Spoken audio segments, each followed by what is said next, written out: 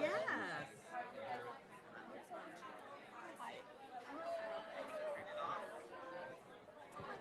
Hi, everyone. Hello. I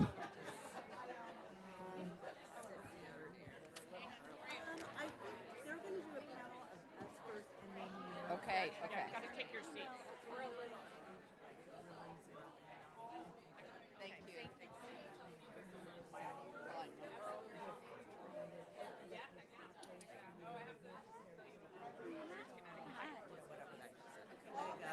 Excellent.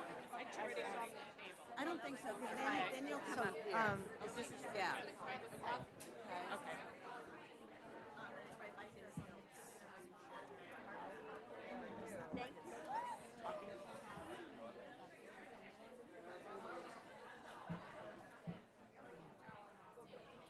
Let me know if you want me to.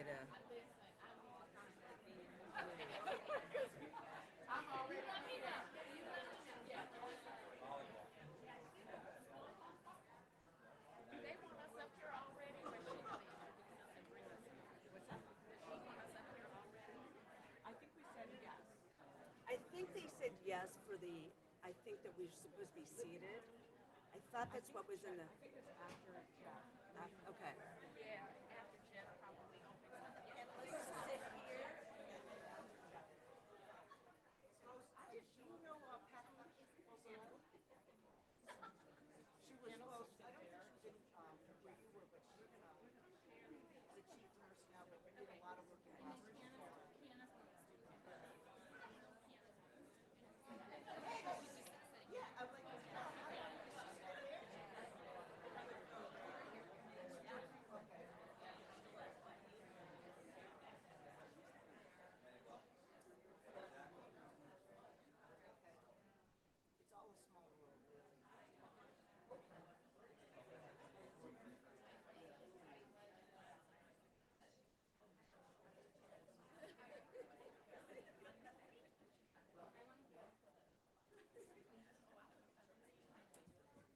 Well, good morning, fabulous women, men of taste and discernment. If you could just take your seats, we're about to start. And our host, the CEO of Hartford Healthcare, has a few opening remarks for us. And Jeff, thank you so much for hosting us today. Thank you. Good morning. First of all, it's so great to have this event, to see so many of our leaders come together today, and also to welcome to our campus many leaders from throughout the state. So we're very grateful. I'm most grateful to the Lieutenant Governor, Susan Bysiewicz. I have to tell you, when this process started a number of years ago, the Lieutenant Governor called us personally, came to meet with us. She invested a great deal of her own personal energy in developing the paradigm for parity. You know, this is not a passive commitment on her part. It's something that she feels deeply about, very committed to, and she's helped organizations like ours get better. So I'm really proud and I'm really grateful for your efforts. So thank you. You know, when we look at what's occurred nationally, there's been progress, right, that's been made. And there's progress that's been made because of efforts like the paradigm for parity. If you look across the country, women in leadership C-suite roles have risen from 17% to 28%. So there's meaningful progress. But at the same time, today, women represent approximately 1 out of every 4 C-suite positions, and women of color represent 1 out of 16. So there is tremendous opportunity for further improvement, right? We can be pleased at our progress, but we cannot be satisfied because there's so much more work for us to do. At the same time, I'm really proud at the efforts that we've made at Hartford Healthcare, because our organization has embraced the paradigm for parity, and we have made over many years now significant progress. July 1st will be my 5-year appointment as CEO at Hartford Healthcare. And the first day when I was appointed, I sent out a letter to our organization. I said, we're going to create an organization from the governance standpoint, the leadership standpoint, that will be reflective of the people and the communities that we serve. And we've made tremendous progress. So looking at our organization, just in the last year, we've had some really significant appointments. Last week, I was very proud to announce that Gina Calder was appointed the president of our central region. So this is our first black female president within Hartford Healthcare of one of our 2 regions. So Gina's an amazing person, superstar, and now 50%. So 2 out of our 4 regional presidents are women. So we've made tremendous progress with leadership at that level. When we look at just recent appointments, we've had our Chief People Officer, Rose Sheehan, is with us today, who was just recently appointed. Stephanie Calcasola, who's our Chief Quality Officer, was just appointed. I don't know if I see Deborah Hayes, who's our Chief Integration Officer. So Deborah, who's just recently been our Chief Integration Officer. And I want to not purposely concluding with Sarah Lewis, who will be speaking today, who's our Chief Equity Officer. And 5 years ago, in the letter I sent that I was recognizing how we were going to evolve and improve our organization, that was the day we announced Sarah's appointment to join our organization within Hartford Healthcare. And for 5 years, she's been the conscience of HHC at so many levels and has helped us immensely get better and become better. I'm also really proud when you look at governance, and this really was the point the Lieutenant Governor was working with leaders across the state around. 4 out of 6 Hartford Healthcare boards are chaired by women. And within the 6, our parent board, the Hartford Healthcare Board, is chaired by Joanne Berger-Sweeney, a black female college president, Trinity College, amazing human being. So we've made tremendous progress with our boards. And 50% of the Hartford Healthcare executive leadership team, it's a 50-50 split between men and women. So we've really diversified the organization. We are becoming more reflective of the communities that we serve. So I'm proud to be here. I'm proud we're hosting this meeting. I'm proud we're having the dialogue. Now, this is Women's Health History Month. So this entire month across Hartford Healthcare, we're going to be convening through our CRGs, and we have a lot of our CRG leadership here today, a number of important conversations in the organization.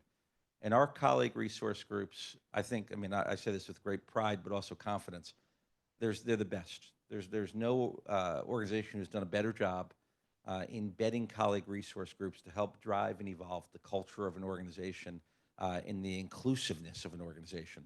So these conversations we're going to be hosting this month are going to be fabulous. They're going to make us better, and they're going to help evolve this organization. So I just want to conclude by, again, thanking the Lieutenant Governor. Susan, we're so grateful for your presence, your advocacy.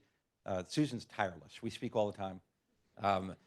By the way, I want to point out, she's tireless advocating for policy change, like we're talking here, global advancement. But when you're one of her constituents, she calls frequently advocating for individual people and families in need at 11 o'clock at night, 4 o'clock in the morning. I know it's the lieutenant. I always answer. Thank you. Thank you, Jeff. Thank you. Thank you. But I know she's always like, I have a little issue. but that's because she cares and because she's so accessible, despite the broadness of her role. Her constituents mean everything to her, and I see it and experience it all the time. So thank you very much. Oh my goodness. Thank you so much, Jeff. All right. Well, I'm gonna make some brief opening remarks, but while I'm doing that, I'm gonna ask our first panelist to come join us. Good morning, everyone. We are so happy to be here at Hartford Healthcare to celebrate Women's History Month. In the 1980s, our country started to celebrate Women's History Week. It started off, ladies, with just a week, but now we have a month, and the goal of this month is to try to celebrate contributions that women have made, but also to talk about progress that we need to make.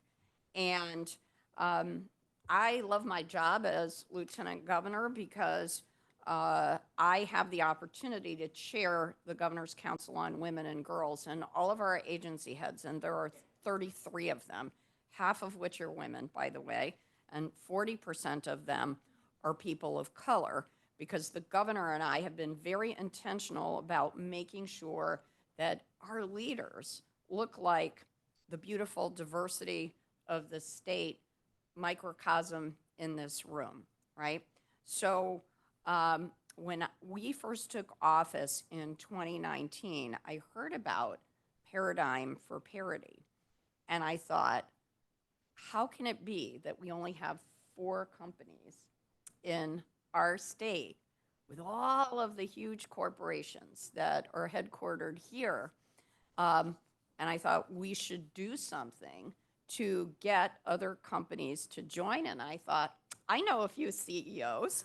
And so I started calling CEOs in Connecticut who said, okay, we can join. And not for nothing, Jeff, thank you for joining, because then I was able to say to Yale Health and to Trinity, hey, Hartford's doing this, want to join? So there was a little peer-to-peer competition, I gotta say.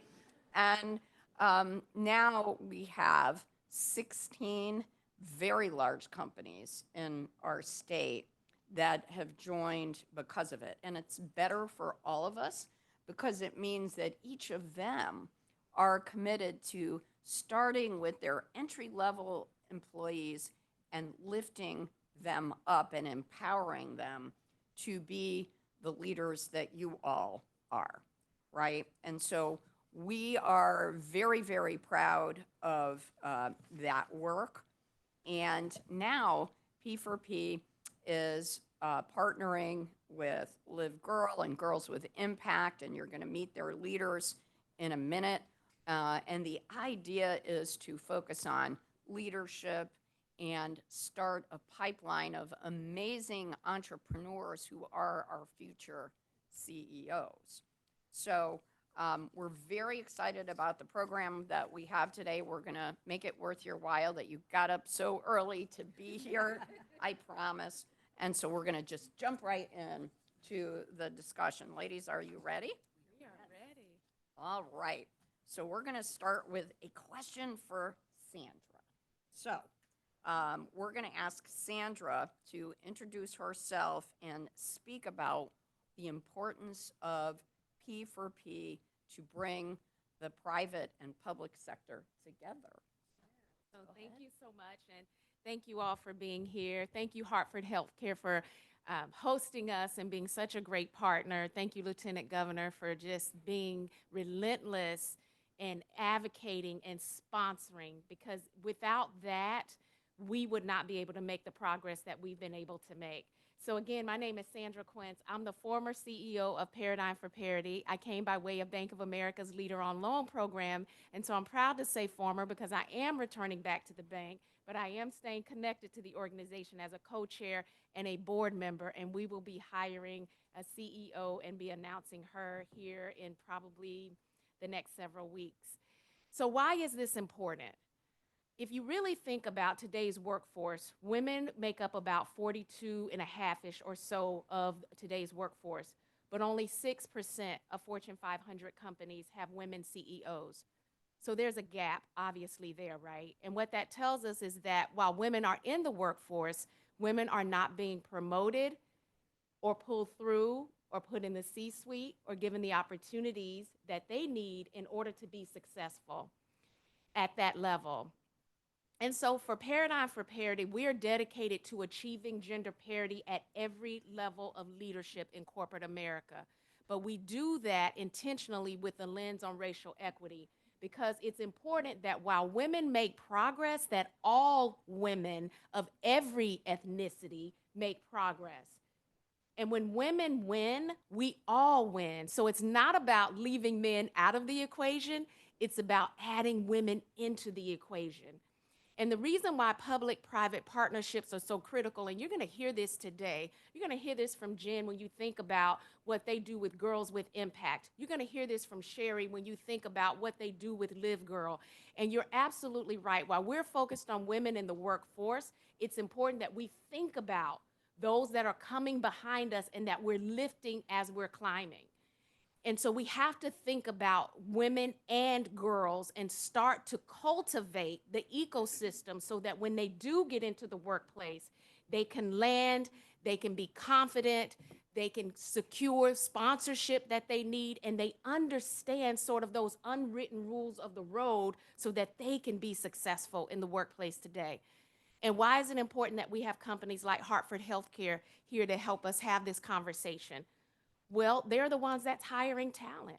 They're the ones that's shepherding talent in the workforce. And so it's important that these public and private partnerships exist to ensure that we make progress together. Last year, we hosted our annual conference at Accenture. And one of Accenture's mottos is never go alone.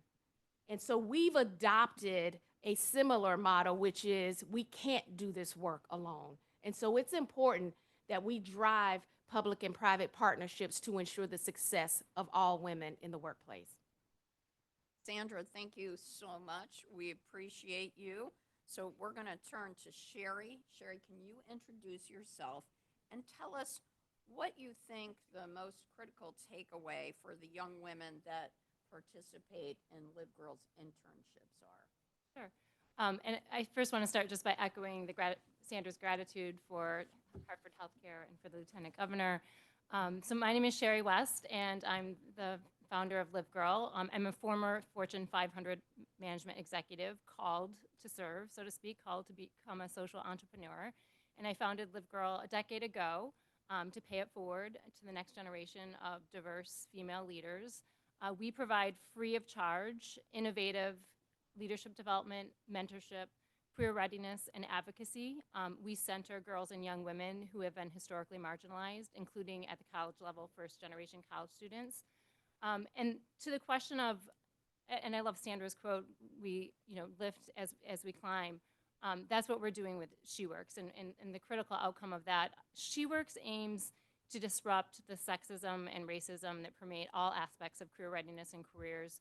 And a really disturbing fact is that currently about 91% of college students secure their internships through connections, meaning family and friends.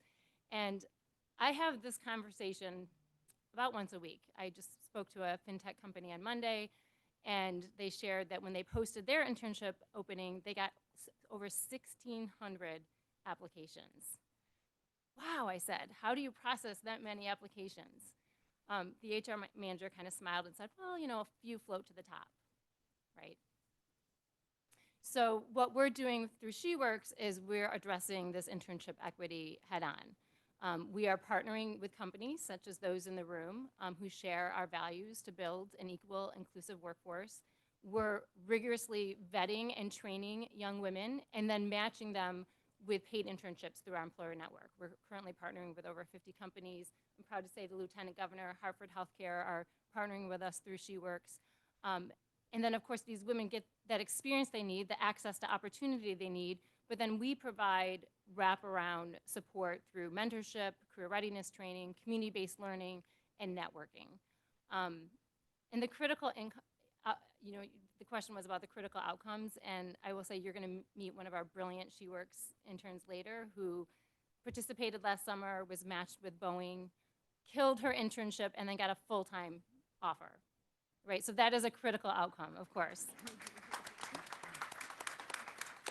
But equally important are career discovery and building social capital, which is especially important for our first-generation college students who participate in the program. So yeah, there's a lot going on there to prepare the next generation, to lift as we climb, and to make sure that we're all working together to build that equal, inclusive workforce. Excellent. Jennifer, thank you. This next question is for Jennifer.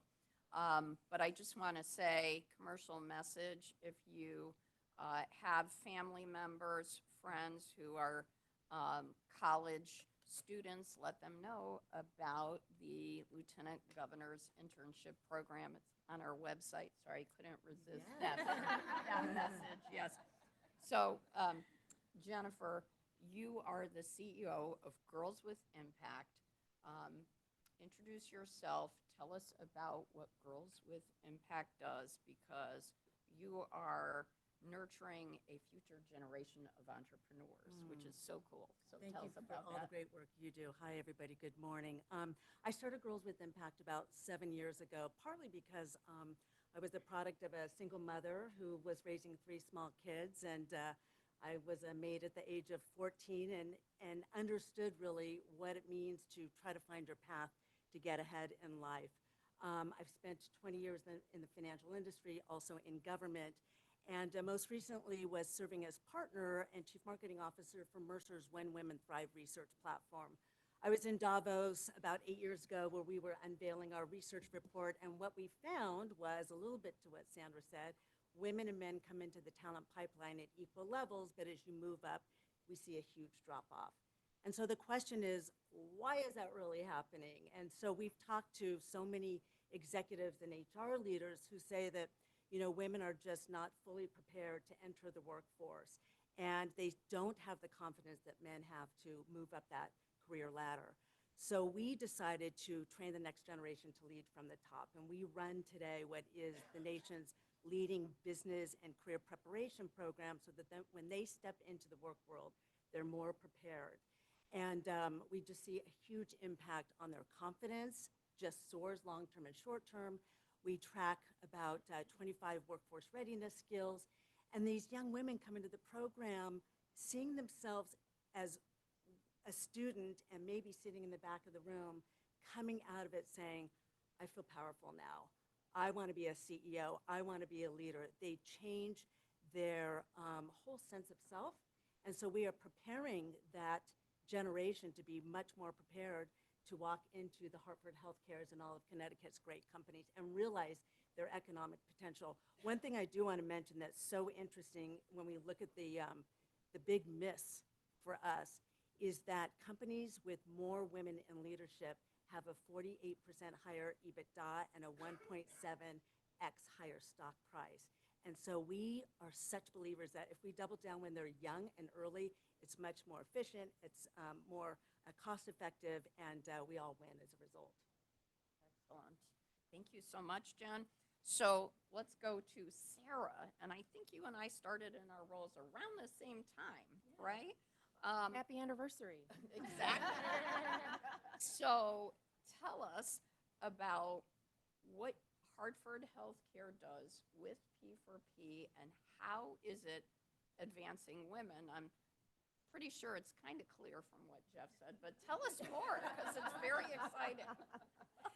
Yes, Jeff kicked us off so well. And our partnership with P4P is really fundamental because we love being in partnership with others who have a vision for equity, for justice, for those who are previously marginalized. And we're still at this point when we look at the data around economic vitality and our women in the workforce, where women still aren't even being paid the same amount as men, right? The gender pay gap is still 84 cents on the dollar for a man, a white man in the workforce. And then it goes down from there for Black and Latinx women. For Black women, it's 67 cents on the dollar. For Hispanic women of any race, it's 57 cents. And we're a healthcare organization. The amount of money that you have in your pocket does have an effect on housing security, on food on the table, on your ability to respond when someone gets sick, right? And we want the people who work for us to be able to feel as though they have all the opportunity that they need to have a fulfilling life and to contribute back to their community by being solid economic and well taken care of households. So how do we do that? It's through structural change and it's also through cultural change. So on the structure side, look, we're already a predominantly female organization, and healthcare tends to be predominantly female. But that doesn't mean that we can rest on that from the statistics perspective. We have to look at what's happening at the top of the organization. So thank you for giving us that spur, that opportunity to say we can be at parity when it comes to our leadership team, and we are now, right? Like that is a huge thing for us to be proud about. And as Jeff said, and I love this, let's be pleased but not satisfied. Let's look at other opportunities to ensure that our leadership teams represent the fullness of the communities that we serve. Right, so let's look at the intersectional identities of the women coming through our ranks. our Black women, our Hispanic women, our Asian and Pacific Islander women, and our transgender women, and ensure that they feel as though they belong in this organization. So one of the things that we do structurally is we start at the beginning. We look at early careerists, and our early career programs on the administrative side, our fellowship program for people who are out of graduate school and are doing their first real job in the healthcare sector, predominantly female. Our internship program for college students, again, at college and graduate students, again, predominantly female. And we do that because we're reaching out to organizations that are colleges with exceptional training programs for people who want to go into healthcare administration. And we're also reaching out to organizations and colleges that are historically Black. We want to make sure that that gives us the opportunity to bring in the best talent, and we're being intentional, right? It's about that word, being intentional in terms of who's coming in. So that's the structural piece. It's also our colleague resource groups. It's saying that belonging isn't just about coming in and feeling as though there's one person you can talk to, everybody you can talk to, because your identity is valued in this organization. And through our colleague resource groups, they're contributing to the strategy that we set for ourselves as an organization. They're doing critical work that advances what we need to do for our communities, for our patients, and for our colleagues. And on the culture side, it's about saying we're going to call in the men, we're going to call in the women who may not be comfortable advocating for other women, and we're going to say the only way to change this is to get all of us advocating on the same page for advancement. And it's definitely hiring and differently, it's looking at talent differently, and it's ensuring that we're all on the same page about changing the narrative. And when we see everybody in the room as a potential leader, especially our women, especially our historically marginalized women, then we're going to win. And everything that Jennifer just said about the financial benefits, they're going to accrue to our organization and other organizations. Wonderful. Thank you very much. We're going to go to Sandra and Sherry. I would like you each to talk about the benefits of your collaborations with your organizations. Yeah, so, one of the things that we kept hearing from many out there as we do webinars and seminars, I was at an event and we were talking about women in the workforce, and we were talking about all the great things that we were doing. And someone came up to me and they said, Sandra, that is fantastic, but what about women in college or young girls, or what about opportunities before they get into the workplace?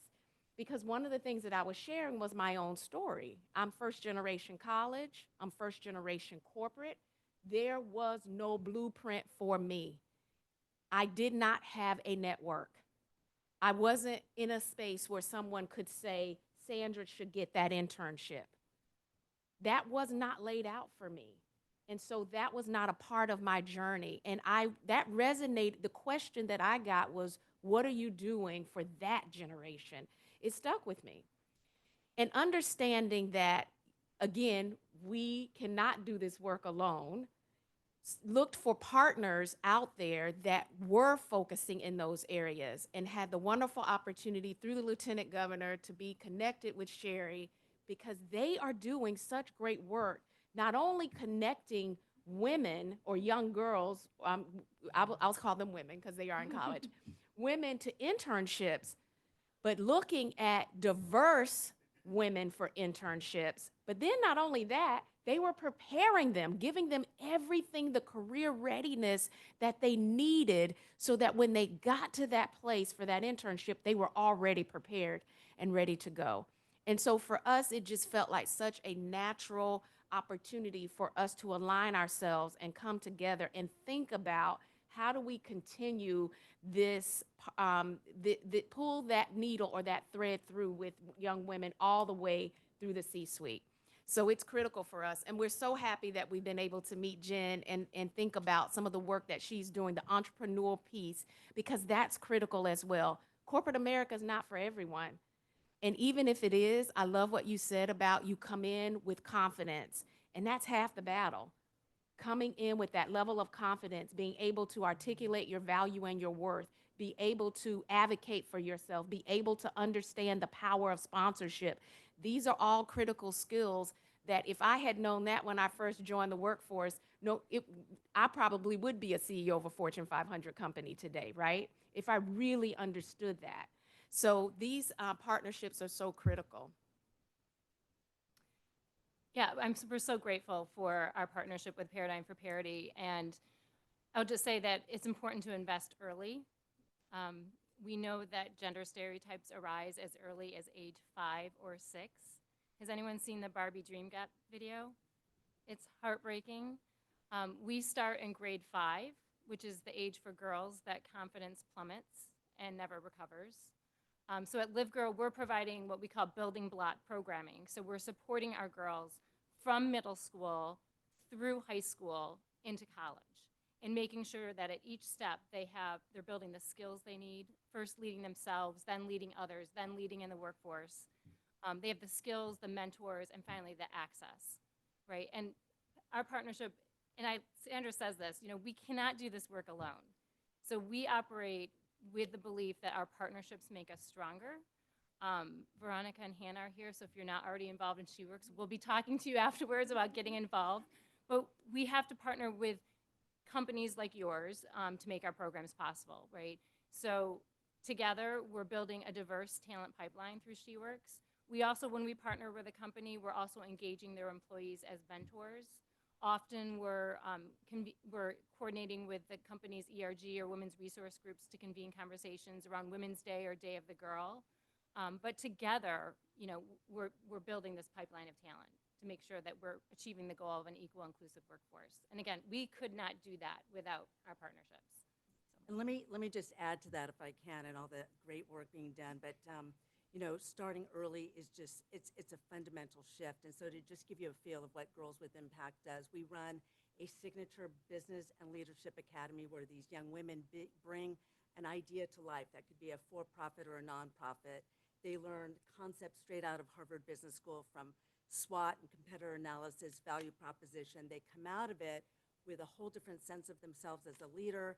They have a business plan, resume material. Most of these young women, 70%, 80% are whom of color, are going to go into the workforce. And so when they step into an internship, they're much more prepared and able to focus on the job at hand. We then also pair them with mentors from our corporate partners. Just to add to what Sherry said, in addition to just a wonderful engagement opportunity for employees at all levels and both genders, it is an opportunity to upskill your young people. It's a way to bring purpose into a company, and it's also a way for women to kind of give back that opportunity to get help in ways that they wish they had moving forward. So just to give you a feel of how we partner with companies. Jen, thank you so much for that. We're just going to ask Sarah, how is Hartford Healthcare partnering with community organizations to advance women? So one of the things I'm really proud of, and I have to give our outgoing Chief Administrative Officer, Tracy Church, some credit for this. Our relationship with local high schools has just been growing. And this concept of getting the young talent aware of the opportunities for them at an early age, getting them on a track where they can learn about the health sciences so that they can see themselves in a career. The whole concept of being able to see yourself in the role is so powerful. If you can see it, you can be it, right? And they get to connect with clinicians within our organization, allied professionals within our organization, so they see what we are and what we do. And this has been a growing opportunity for us across the state. We have partnerships with local community colleges and universities so that, again, for people who haven't really thought about it, they can see us as the path for that stable career going forward. And I want to also recognize our colleague resource groups, which have partnered with local schools. They've gone in and they've taught them, they've done demonstrations, they've explained to them what we do in the workplace, and they're seeing that from a beautifully diverse array of colleagues who are successful here in our organization. So community is a core pillar of what we do within the Center for Equity here at Hartford Healthcare. And it's how we know that we're going to succeed. If our community trusts us to lead them, not just as patients, but also as a potential employer, then we're doing something right. Wonderful, thank you. So these panelists have been ultra fabulous, right?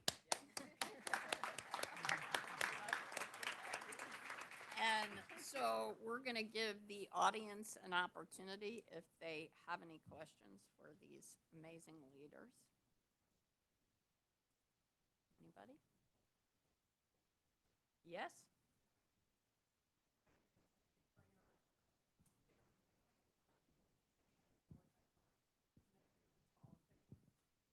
What I wanted to get your Another fabulous organization. Thank you. Thank you. My question is, in light of the current wave in corporate America, and I think in society, that is rolling back DEI as a standard and a rubric of corporate culture, societal culture, how are you poising your presentations or countering that really strong muscle that's coming, that wave that some of us are But in I'm and gonna, others are go coming? ahead. I just can't wait to jump in. Because government, because everybody wants to answer this question. So I think government should be leading and being the role model. And so the governor and I, we're very intentional about the appointments that we make, for instance, in the judiciary.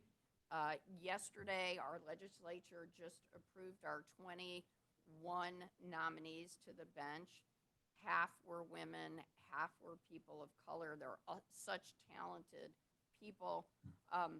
But we are pushing back by our administration's proposal to the legislature to have a DEI coordinator in each of our agencies, so that as the commissioners do their hiring and manage their people, they're being very intentional about that. Sorry, I just had to jump right in.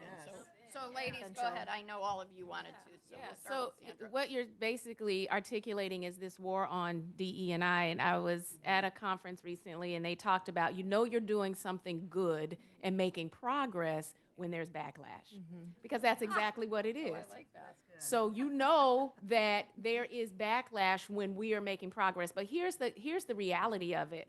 There was a study that was done that came out recently, and they polled employees, not leadership, but employees. And they asked, do you want your organizations to continue advocating for diversity, equity, and inclusion?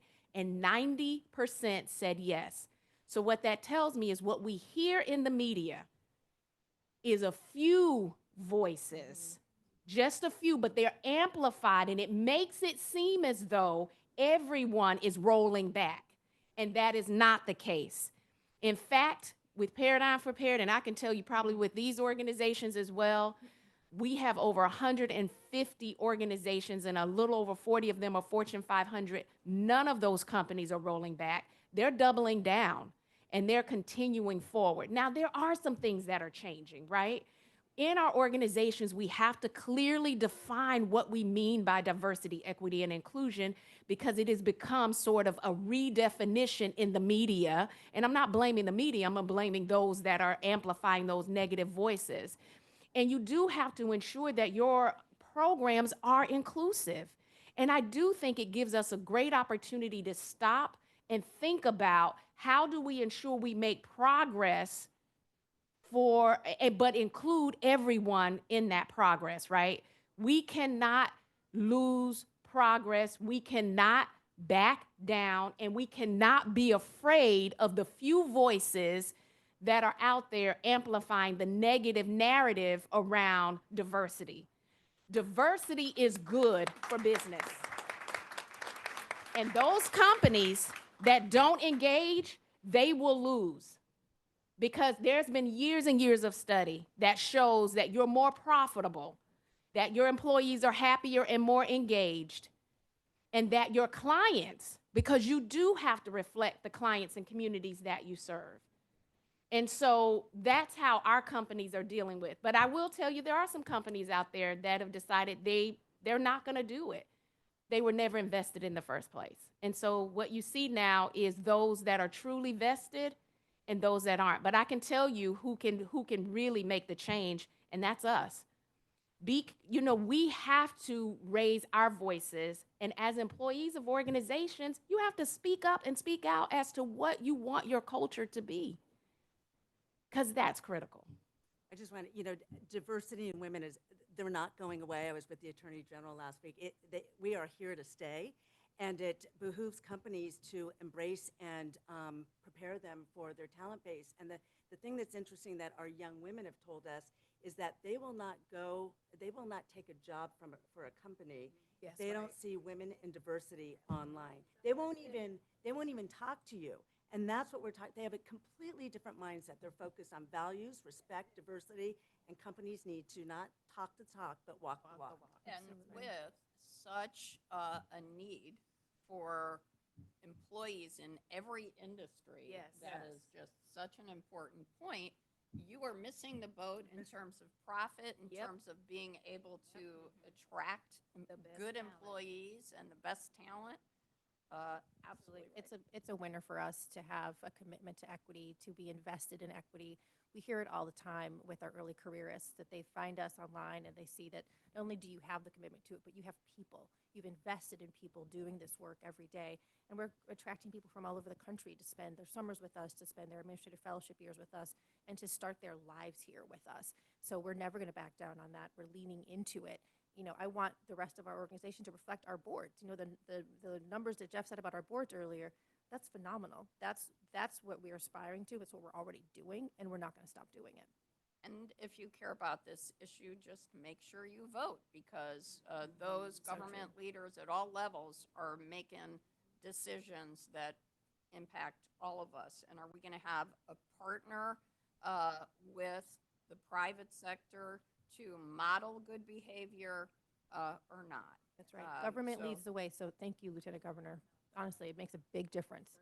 Can we say thank you to these amazing panelists?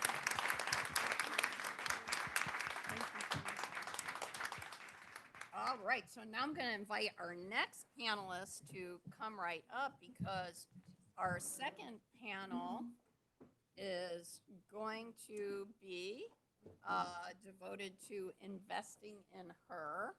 And we're going to have with us program participants from P4P, from Live Girl, and Girls with Impact.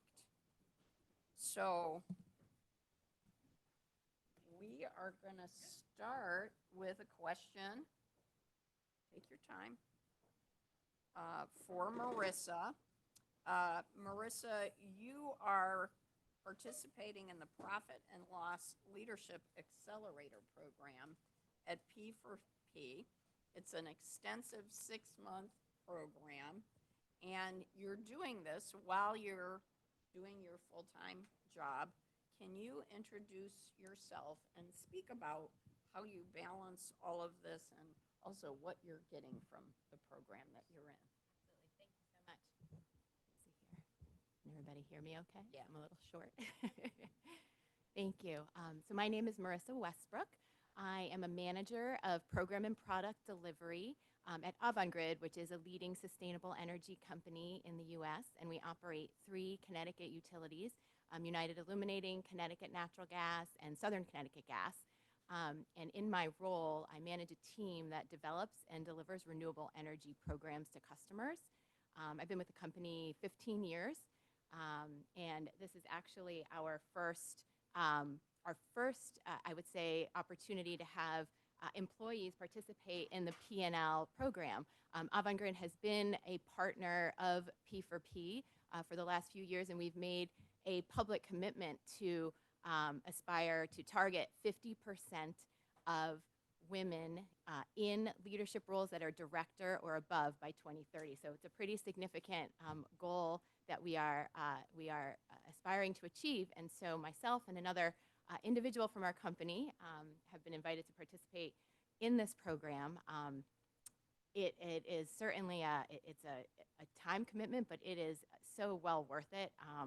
I feel honored and privileged to be part of it. I can talk a little bit about kind of what we're accomplishing, what we're learning. But to answer the initial question of how we balance this with our day-to-day work, I think there were really two components of balancing this type of commitment. It was first getting buy-in from across the organization, from the leadership of our organization, and certainly they are committed to this goal. And so that was not a difficult task to get that upper level leadership buy-in from my director and others, and then also getting buy-in from my team. And so making sure that they were aware that I was going to be embarking on this journey. It's about a 7-month program. It was going to take me away a bit from my day-to-day management responsibilities. But in engaging them in that process and kind of being transparent with them regarding the commitment, they understood. And I believe it also gave them an opportunity, or me an opportunity, to elevate them and empower them to take on more. As I've been pulled away a bit, to be able to participate in this gives my team opportunities to step into areas where they may not have otherwise, meetings they may not have otherwise attended, so that they can attend on my behalf.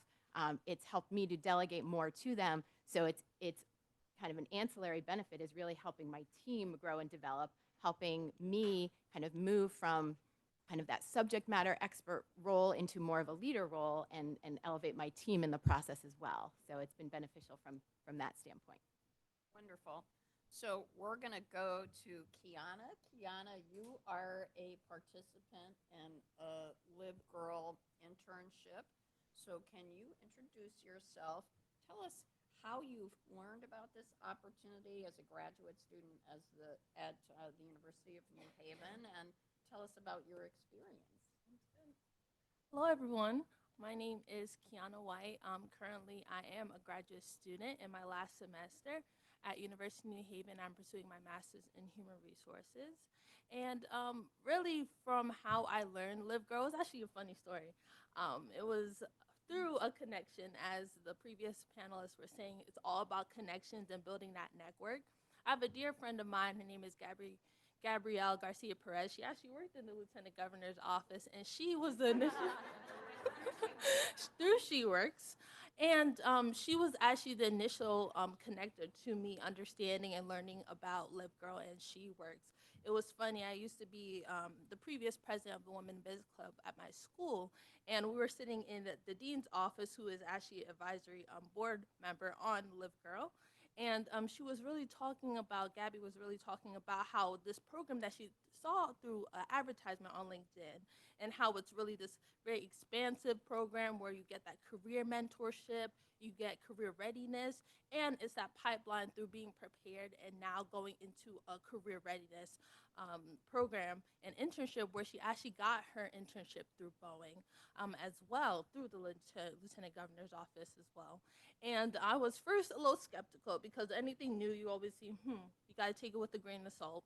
And then afterwards, once discovering and researching and meeting Sherry, meeting Veronica, and the previous program manager of SheWorks, I was like, oh my goodness, this is a phenomenal program, and I had to get involved. So it was through that pipeline, through that connection, where I got to see what Live Girl through SheWorks was.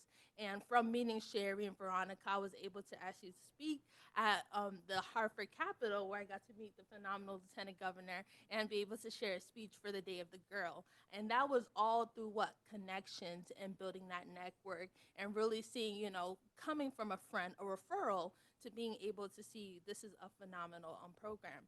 And then after doing the Day of the Girl, I was asked to be a SheWorks intern, in which I was able to help these young ladies not only match them with career readiness and career discovery internships, but really getting to see firsthand of reviewing resumes, being that, I guess, hiring manager in that sense, to really vet these young ladies, and to really see, wow, these young ladies deserve a chance like they took a chance and opportunity on me. Human resource executives take note. Just saying. All right, so Ariana, you participate in Girls with Impact. Can you introduce yourself and talk about your entrepreneurial idea, and also what you've gained from participating in their program? Sure. Hello, everyone. My name is Ariana Anderson. I'm 17 years old. I'm a high school senior at Pathways Academy of Technology and Design in East Hartford, Connecticut. Thank you for having me. So I started Girls with Impact about 3 years ago through the Business Academy, where I founded the Venture Writers Wonder, which is a website that allows girls to just express freely their love for literature, creative writing, and poems.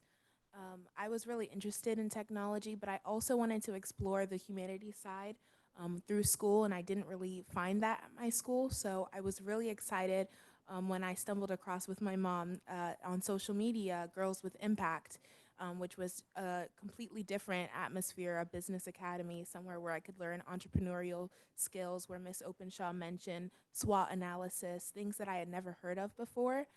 So through that program, I was able to learn those things, the value proposition, and I just got a completely different, interest in something that I was looking forward to doing. And then through that, I was able to join the boardroom where I was mentored for my website through my mentor who lives in Europe, and she was able to give me insight on how to get started on my website and learn more about what I would want to reach young women. And currently, I'm trying to find independent bookstores to create creative writing classes through them throughout Connecticut. And that's about me. I know some of those, so we can network after. Where do you live? I live in East Hartford, Connecticut. Oh, perfect, because I'm thinking of people in Bloomfield, so it'll be perfect. Okay, so let's go back to Marissa. I know you touched upon this a little bit, but tell us how P4P has helped you grow as a business leader. Thank you. So I am a new participant in the Accelerator program. It's a 7-month program. I'm in about month 3 of it, but it's already been a phenomenal experience. So what the Accelerator program focuses on, there's a few pillars, and these are the pillars that I'm really starting to see, really tap into and see the benefits of. So the first is focusing on business and financial acumen, so understanding financial statements, how to interpret and read them, skills that I had several years ago back in my MBA, but I'm not directly exposed to every day. So kind of that refresher has been extremely valuable. There's been a focus on leadership competency, development and skills, and that's done through a 360 assessment, which is basically an assessment of, for those who aren't aware, you receive assessment from peers on the same level of leadership or management as you are, leadership above you, and then your direct reports. And it's compiled into a report where you can identify your strengths and then your opportunities for development. And then through that, we select an executive coach, and there is a coaching pillar to this. So we have feedback that's received through this assessment. We work with the coach. We develop a plan, some goals for ourselves, a plan of action, and then work with this executive coach to help us progress through our action plan towards our goal. So I've developed and identified some goals for myself around both enhancing the leadership and structure of my team to enhance and make us as productive and effective as possible, but also for my own career development. What I've noticed before coming into this program for myself is I spent so much time and energy, I kind of threw it into my team and really into trying to build a team from the ground up, develop programs from the ground up, and I hadn't really stepped back and thought about my own personal and professional development. Where do I want to go? How do I get there? Who am I as a leader? What image do I want to project? And so this program has helped me begin to define that and learn how to learn, but also remind me how to come into the room with confidence, how to identify and work with a sponsor who can speak on our behalf in rooms where we are not present, and then help me really sort of articulate, craft, and try to figure out where I want to go in my career.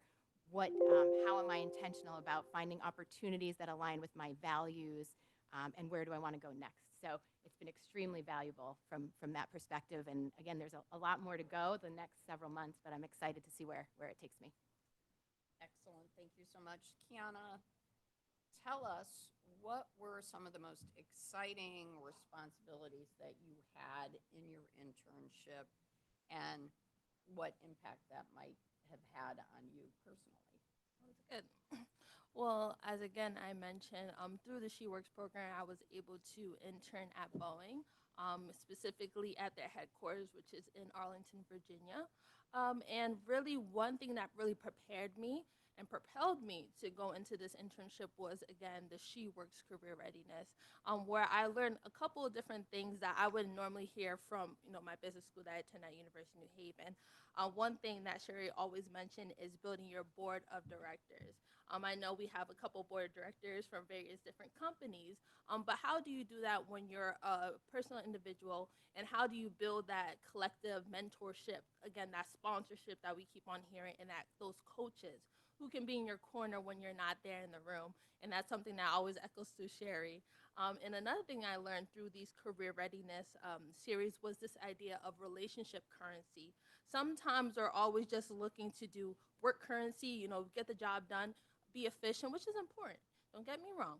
However, it's also important to build and nurture their network. And that's something I learned through the She Works program, because a lot of times I know it's really honed down at my university is to build your network, continuously do that every time, go through mentorships and network building.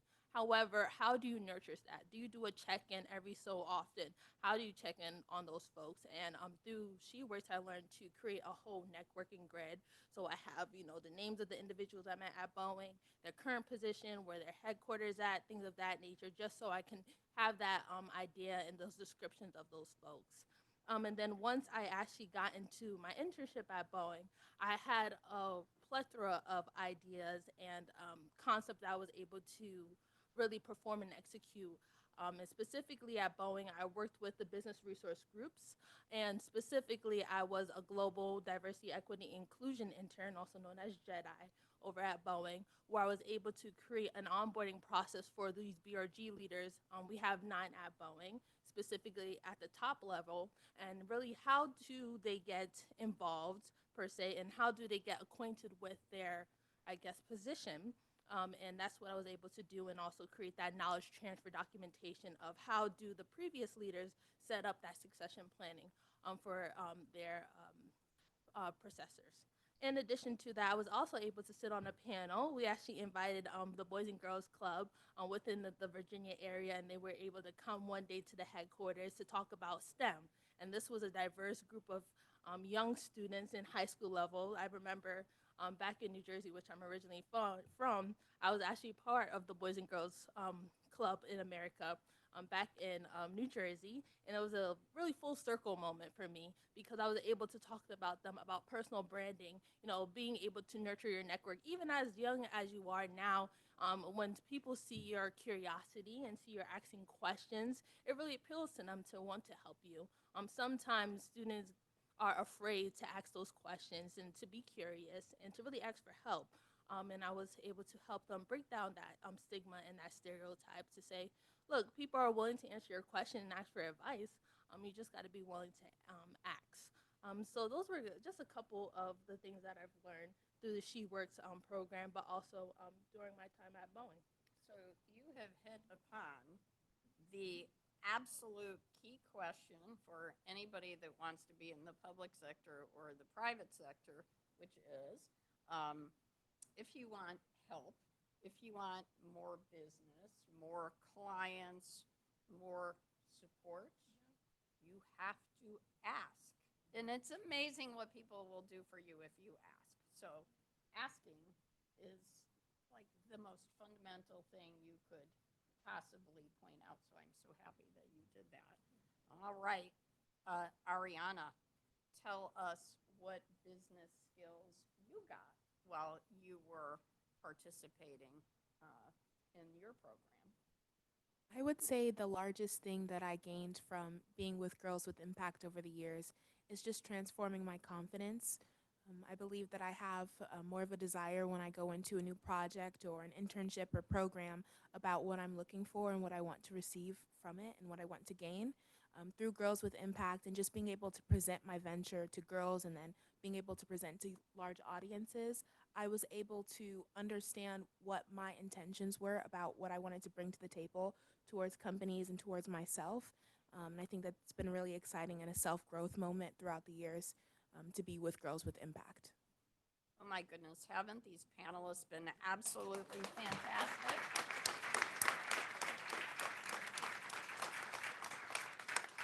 Very well done, ladies. And so we're going to see if any of the audience members has a question for any of our panelists, and then Sandra is going to wrap us up. Anybody want to hire any of these people? Oh yeah. So starting this July, I'll actually be moving to Seattle because I got a full-time job offer through Boeing for their rotational program.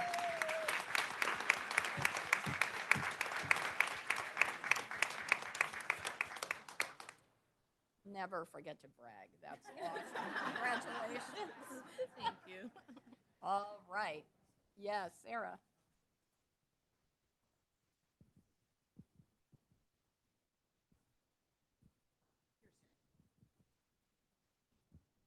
For Ariana and Kiana, what do you want us to know, your future employers? What do you want us to know about you and the people in your program? I can go. You go ahead and she'll think about it.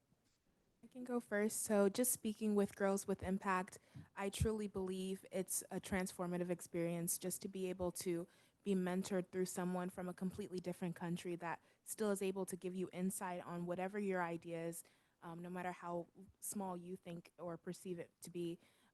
Just throughout the years, the continuous support that Ms. Openshaw and Girls with Impact has given me, and I believe so many other girls, is something that I feel like is a lasting thing for other people to see. And I would say that I'm an example of just being through the program and seeing what it can do. Just to add on what Ariana said, I think just because we don't have all the necessary skills and expertise doesn't mean that we're not qualified. It's just that we're inexperienced. So I think,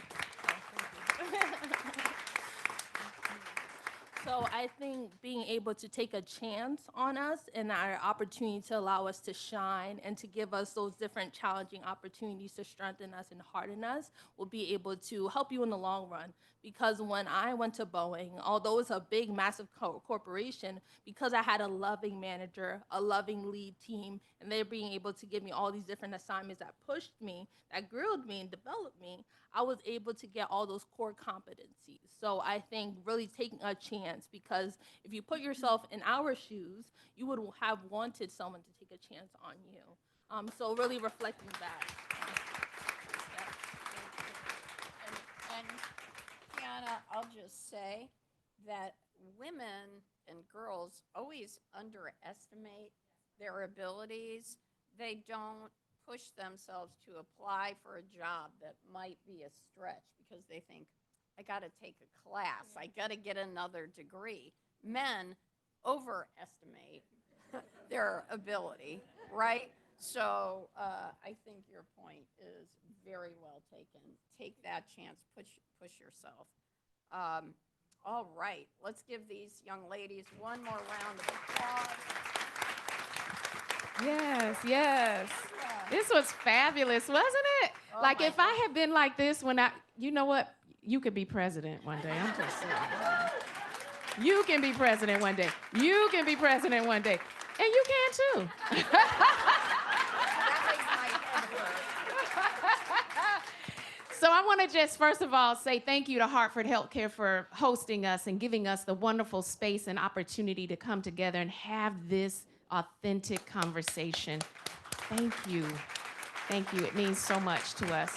I want to thank you, Lieutenant Governor, for just being who you are, for being unabashedly ready to jump in and advocate for others, and being so open and honest about how she feels about policy and what we can do to help support. And I love her call to action, which was, if you want to see change, you got to get out and vote. We can sit in this room and we can complain all day long, but honestly, we hold the power. We have a Board of Ed member from Meriden in our midst. She did it. Absolutely. So I want to thank you for that. I want to thank Live Girl for being here and being such great partners with us. I want to thank Girls with Impact for being such great partners and shepherding this younger generation into the workplace today. I love what you said about your manager. She did not describe her manager and leaders as people who were supportive or advocates. She used the term loving. Loving. She used the term loving. And what that tells me is that if we are just good humans, the impact that that can have on the workforce today. We don't have to conjure up anything other than what we already have inside of us. And all of our needs can be met, and women and men can thrive. So for men in the room, first of all, thank you. This is not about being against you. This is not about replacing you. This is about inviting you to be a part of this journey to advocate for others when they're not in the room. So if you're in a room full of men, you need to stop and ask yourself, what is missing? And same for us women, we need to do the same. Who is missing? So companies need to do their part. Organizations need to do their part. But we as individuals need to do our part. Who are you lifting? Who are you advocating for? Who are you sponsoring? And so think about that. What are you doing to really make a difference and an impact? And are you using and leveraging your voice? You know, when you go through the airport, you see signs all over the airport about all kinds of things, but the one that I love is, if you see something, say something. Be an upstander. So if you see something, say something. The last group that I want to thank for today is my team at P4P, Paradigm for Parity. So I want to thank you, Bridget. Thank you so much for helping to pull this together. Beth, thank you so much for being here. Kathleen, who you met, she was at the door. Where's Kathleen? Kathleen, thank you so much. I really appreciate you. And with that, we'll close out. And I do know we want to get some group pictures before you scoot out. So thank you all so much for joining us today.